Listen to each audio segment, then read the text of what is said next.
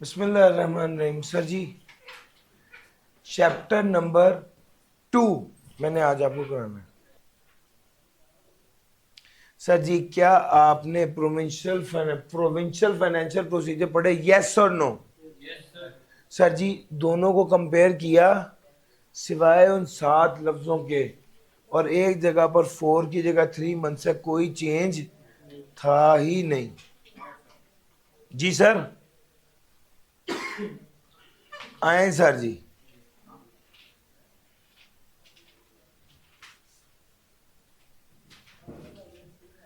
अब मैंने आपको पहले यूनिट नंबर 4 पढ़ाना। यूनिट नंबर 4 बात करता है कौन से टैक्सेस सूबों ने लागू करने हैं और कौन से टैक्सेस प्रोविंसेस ने लागू करने हैं। कौन से टैक्सेस सूबों ने लागू करने हैं, प्रोविंसेस ने लागू करने हैं, और कौन से टैक्सेस फेडरेशन ने लागू करने हैं। सर, इनकम टैक्स फेडरेशन ने लागू करना, कस्टम ड्यूटी फेडरेशन ने लागू करना है, फेडरल एक्साइज ड्यूटी फेडरेशन ने लागू करना है, सिवाय इन आइटम्स की, अल्कोहल, लिक्वर, ओपियम और अदर नारकोटिक्स। कॉरपोरेशन पे टैक्स फेडरेशन ने लागू करना है, सेल्स टैक्स फेडरेशन ने लागू करना है, सिवाय सेल्स टैक्स ऑन सर्विसेज के। कैपिटल वैल्यू टैक्स फेडरेशन ने लागू करना है on taxes on immovable property. Mineral oil, natural gas और minerals for use in generation of nuclear energy. Taxes and duties on the production capacity of any plant, machinery, undertaking or installation in lieu of any one or more of। Sir, production capacity पे, plant and machinery की production capacity पे tax federation ने लागू करना। Terminal tax, जो terminal tax लगता है जो बाहर जा रहे होते हैं हवाई जहाज के जरिए या बहरी जहाज के जरिए, तो वो वाला टैक्स जो है ये टर्मिनल टैक्स होता है। ये सारे टैक्सेस किसने लागू करने हैं? विफाक ने। आसान अल्फाज में, सर आसान अल्फाज में बात करूं, income tax, custom duty, federal excise duty FED, sales tax on goods, capital value tax, oil ये मादनियात पे टैक्स, प्रोडक्शन कैपेसिटी पे टैक्स, टर्मिनल टैक्स, ये सारे टैक्स किसके हैं? फेडरेशन ने लागू करने हैं और फेडरेशन के पास जाने हैं। जल्दी से पढ़ लीजिए।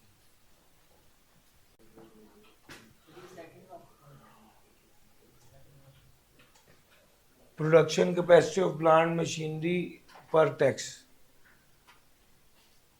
मशीनरी की जो प्रोडक्शन कैपेसिटी होती है ना, उस बेस पर टैक्स लग रहा होता है, वो वाला टैक्स फेडरेशन के पास जाता है। अच्छा जनाब, लेजिस्लेटिव पावर ऑफ फेडरेशन की बात करूं तो इनकम पे जो टैक्स है वो इनकम टैक्स है other than agriculture. Mineral, natural gas और mineral for use in generation पे जो टैक्स है वो भी income tax. Sales and purchase of goods पे जो टैक्स है वो sales tax, federal excise duty और कस्टम है। लेकिन इसमें क्या शामिल नहीं है? सर्विसेज शामिल नहीं। फिर टैक्सेस ऑन कैपिटल वैल्यू पे जो टैक्स है ये कैपिटल वैल्यू टैक्स है थ्रू फाइनेंस एक्ट 1989। तो भाई इन लॉज के तहत ये इन चीजों पर टैक्स लागू किया जाता है। सर, आपकी किताब में ये टेबल बना हुआ है? जी सर। अब आ जाए पावर ऑफ अ प्रोविंस। सूबे कौन सा टैक्स लगाते हैं? सर आसान सी बात, सेल्स टैक्स ऑन सर्विसेज, ये तो आपको पहले ही पता चल गया। इमूवेबल प्रॉपर्टी की ट्रांसफर का tax, professional tax, luxury tax, registration पर टैक्स और रजिस्ट्रेशन ऑफ लग्जरी व्हीकल और प्रॉपर्टी टैक्स। ये सारे टैक्सेस जो हैं वो कौन लागू करता है? ये सारे टैक्सेस फेडरेशन नहीं, प्रोविंसेस लागू करते हैं। ठीक हो गया? कौन सा? Sales tax on services, transfer of immovable property, professional tax, luxury tax, luxury houses पर टैक्स, लग्जरी व्हीकल की रजिस्ट्रेशन पे टैक्स और प्रॉपर्टी पे टैक्स। जी जी भाई। जी सर, लग्जरी हाउसेस पर भी टैक्स होता है, दो कनाल से ऊपर की आइटम पर। लग्जरी व्हीकल पे जो टैक्स होता है वो टैक्स होता है जी। पेशा, किसी पेशे से रिलेटेड जो टैक्स होता है वो प्रोफेशनल टैक्स होता है। इट डिपेंड्स उस रूल में क्या लिखा हुआ है, चूंकि हमारे स्कोप में नहीं है। एक टाइम पर एक नाल से ऊपर वाले घर के बारे में था कि ये लग्जरी घर है, उस पर टैक्स लगेगा, वो लग्जरी हाउस का टैक्स। सर प्रॉपर्टी रिटेन करने पर। लो sir, power of the province, सब सूबों के टैक्सेस जल्दी से एक बार पढ़ लीजिए। अगर चैप्टर 2 में से 15 बार सवाल आया है तो 10 बार सवाल आया है फेडरेशन पे कौन कौन से फेडरेशन कौन कौन से टैक्स लगाती है, प्रोविंस कौन से लगाती है। सर जी अगर आपने ये वाली बात समझ ली, अब आगे आओ मेरे साथ।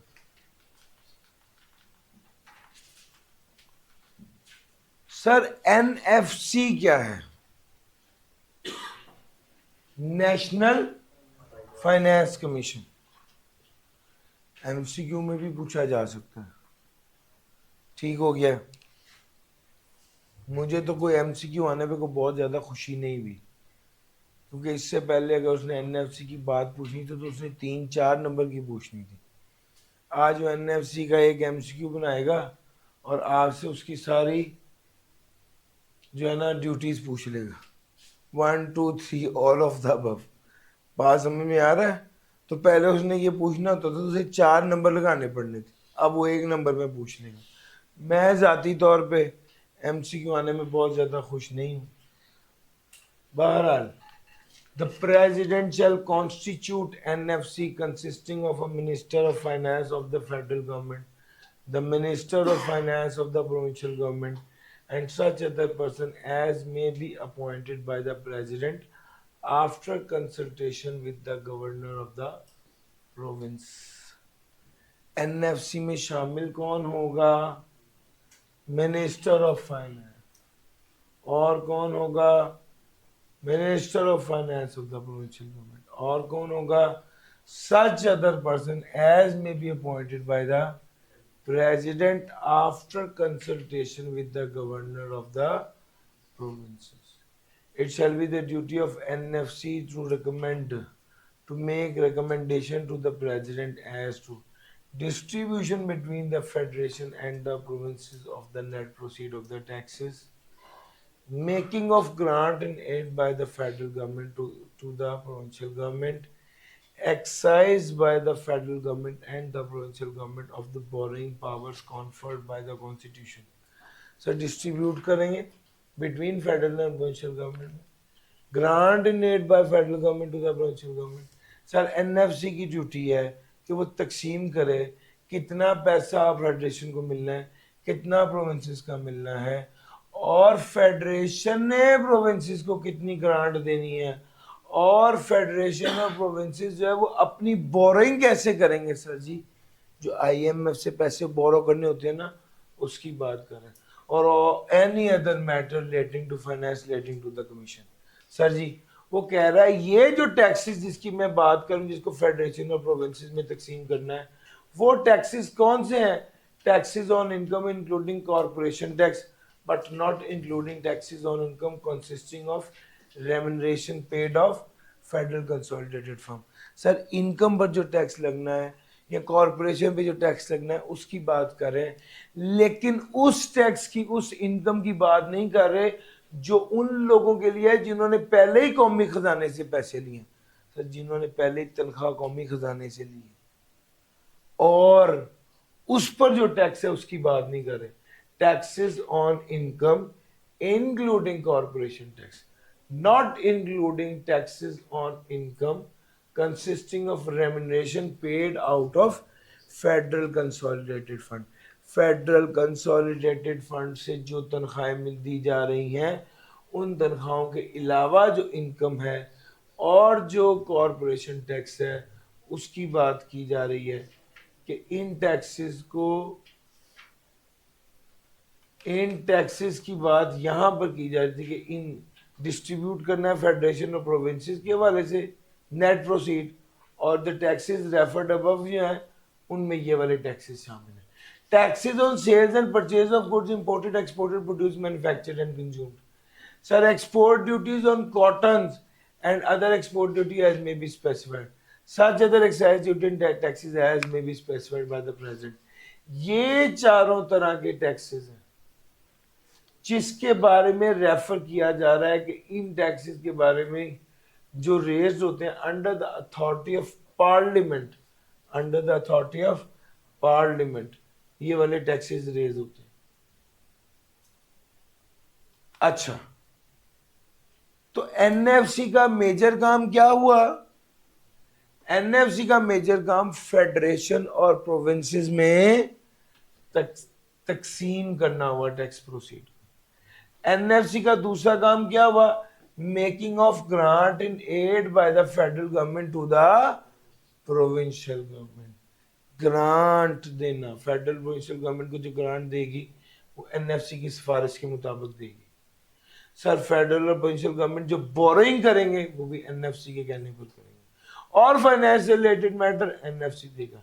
ये जो टैक्सेस की उसने बात की है, ये कौन से टैक्सेस हैं? Income tax, sales tax on goods, export duty on cotton और such other excise duty taxes as may be specified by the president. Sir, provinces के share, the share of the provinces in each award of NFC shall not be less than the share given to the provinces in the previous award. Award कहते हैं हिस्से को, provinces को, तकसीम को कह लीजिए.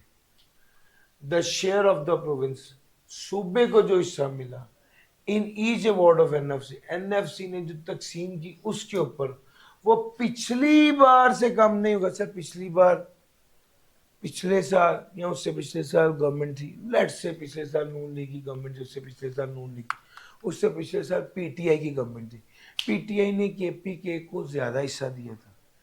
इस बार नून लीग ने सोचा पंजाब को ज्यादा दे दें, केपीके को कम दे दें, लेकिन केपीके को जो पिछली बार का हिस्सा मिला था उससे कम नहीं मिलेगा. वो ये कह रहा है कि जो एनएफसी ने अवार्ड पर शेयर प्रोविंस दिया है वो पिछली बारी से कम नहीं हो सकता. यार, मेरा पॉइंट समझ आ रहा है? shall not be less than the share given to the province in the previous award. पिछली बार जो मिला था उससे कम इस बार नहीं मिलेगा. The federal finance minister and provincial finance minister shall monitor the implementation of the award biannually and lay their reports before both houses of parliament and provincial assembly. Federal finance minister और provincial finance minister क्या करेगा? Implementation को monitor करेगा बायएनुअली और report पेश कर देगा parliament के सामने, नेशनल असेंबली के सामने, सेनेट के सामने और सूबाई असेंबलियों के सामने. सर जी, सिर्फ सिफारिशात थोड़ी देनी है, अमल दरामद भी करनी है ना. उसकी सारी फेडरल फाइनेंस मिनिस्टर मॉनिटर करेंगे कि इम्प्लीमेंटेशन हो रही है. बाई एनुअली क्या मतलब है? साल में 2 बार और रिपोर्ट भेज दें. After receiving the recommendation of NFC, the president shell specify the share of the net proceed of taxes mentioned above, which is to be allocated to each province, and that share shall be paid to the government of the province concerned and shall not form part of federal consolidated funds. वो कहता है जी, वो कह रहा है जब सिफारिशात आपने NFC से ले लिए हैं तो president net proceed, share of the net proceed, taxes के जितना पैसे हैं उसका हिस्सा देगा, एलोकेट करेगा प्रोविंस को, और ये share shall be paid to the government of the province, ये प्रोविंस की गवर्नमेंट को दिया जाएगा और कौमी खजाने का हिस्सा नहीं बनेगा. एनएफसी ने जो कह दिया, सिफारिशात दे दी, प्रेसिडेंट शेयर बताएगा, प्रेसिडेंट स्पेसिफाई करेगा share of the net proceed, net proceed के शेयर को जो टैक्सेस का पैसा है उसके एलोकेट किया जाएगा प्रोविंस को, और ये किसका हिस्सा नहीं बनेगा? कौमी खजाने का हिस्सा नहीं बनेगा, and that share shall be paid to the government of the province concern. जितना हिस्सा, देखिए एक हिस्सा विफाक का है, एक हिस्सा सूबों का है। जो हिस्सा सूबों के लिए निकाल दिया वो उन सूबों में तकसीम कर दिया जाएगा और कौमी खजाने का हिस्सा नहीं बनेगा। सर आपको एक चीज और बता दूं, एनएफसी ने जो भी सिफारिशात पेश की टुगेदर विद मेमोरेंडम, उसको दोनों हाउसेस के सामने, नेशनल असेंबली और सेनेट, उसके सामने पेश किया जाता है और प्रोविंशियल असेंबली के सामने भी पेश किया जाता है। वो कहता है द प्रेसिडेंट, कोई भी ऑर्डर देने से पहले प्रेसिडेंट अमेंडमेंट कर सकता है, मॉडिफिकेशन कर सकता है कानून में, relating to the distribution of revenue between the federal government and the provincial government as he may deem necessary. President may make grant in aid of the revenue of the province in need of assistance and such grant shall be charged. सब president चाहे तो वो किसी सूबे को जो मुश्किल में है उसको ग्रांट भी दे सकता है और ये ग्रांट कौमी खजाने से दी जाएगी। ठीक हो गया, ये ग्रांट कौमी खजाने में दी जाएगी। सर प्रेसिडेंट ने एनएफसी से सिफारिशात ले ली, इसका ये मतलब नहीं है कि प्रेसिडेंट बस अब वो कुछ नहीं कर सकते, इख्तियार प्रेसिडेंट के पास है। तो प्रेसिडेंट क्या करेगा, वो कहते हैं एनएफसी से सिफारिशात लेने के बाद प्रेसिडेंट जो चाहे अमेंडमेंट और मॉडिफिकेशन भी कर सकता है। सर जी जल्दी से एक बार ये सारा पढ़ लीजिए फिर आगे चलते हैं। में 3 लोग ही शामिल है ना, नेशनल असेंबली, सेनेट और प्रेसिडेंट। पार्लियामेंट का मतलब प्रेसिडेंट भी है ना। जी सर आपका सवाल दोबारा पूछ लीजिए, सवाल दोबारा पूछिए।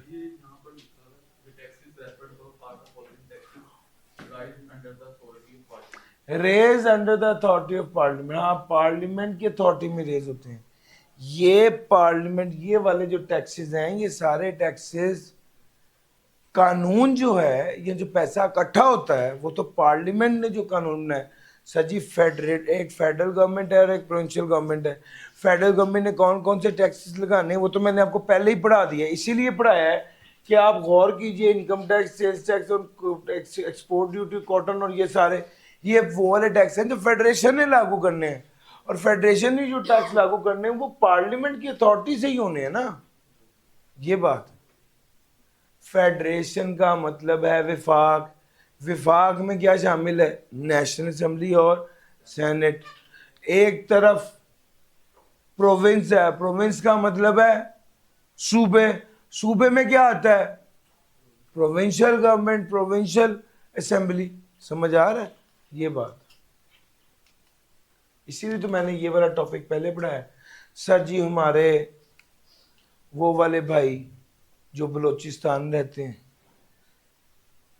वो वाले भाई जो बैकवर्ड एरियाज में रहते हैं, वो सबसे ज़्यादा गिला ये करते हैं कि गैस हमारे सूबे से निकलती है और पैसा सारा कराची और लाहौर लग जाता है।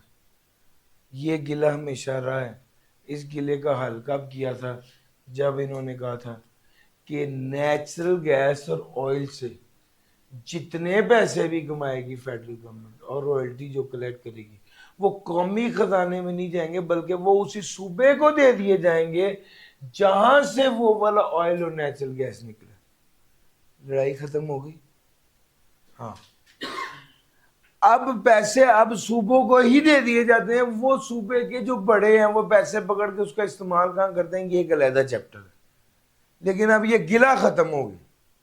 सर फेडरल गवर्नमेंट ने जितने पैसे कमाए बल्क जनरेशन ऑफ पावर से, तो भाई जितने पैसे वो कमाएगा वो सारे उसी सूबे को दे दिए जाएंगे जहां से वो बल्क जनरेशन ऑफ पावर हो रही थी, और ये पैसे भी कौमी खजाने में शामिल नहीं किए जाएंगे। नेचुरल गैस और हाइड्रो इलेक्ट्रिक पावर है, नेचुरल गैस और ऑयल के बारे में भी उसने कहा कि ये कौमी खजाने का हिस्सा नहीं बनेगा, सूबे को दे देंगे। Net proceed bye the federal government और एनी अंडरटेकिंग एस्टैब्लिश्ड और administration bye the federal government from the bulk generation of power at a hydroelectric station shall be paid to the province in which the hydroelectric station is situated.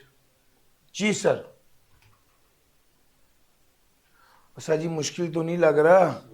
Low sir, ये natural gas और hydroelectric power की बात।